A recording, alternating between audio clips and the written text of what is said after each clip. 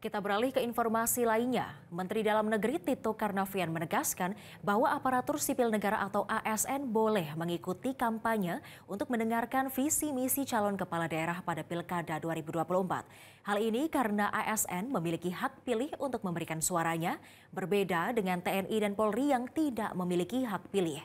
Sehingga ASN boleh menghadiri kampanye calon kepala daerah. Tito mengatakan dalam kampanye bukan berarti ASN ikut mengelola kampanye secara aktif, teriak dukungan, menyebut yel-yel dan lainnya.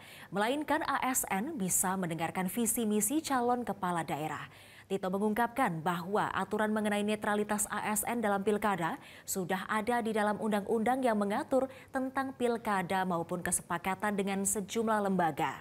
Seperti Kemenpan RB, Komite Aparatur Sipil Negara yang bekerja secara independen, Bawaslu, dan Kementerian Dalam Negeri. Untuk itu, Tito juga mengimbau ASN, TNI, dan Polri untuk bersikap netral pada Pilkada serentak 2024.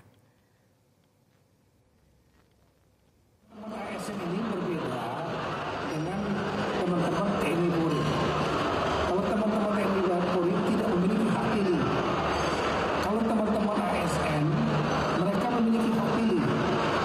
Nah, sehingga dalam aturan undang-undang, baik pilkada maupun undang-undang pemilu nomor 7 2017. Jelajahi cara baru mendapatkan informasi. Download Metro TV Extend sekarang.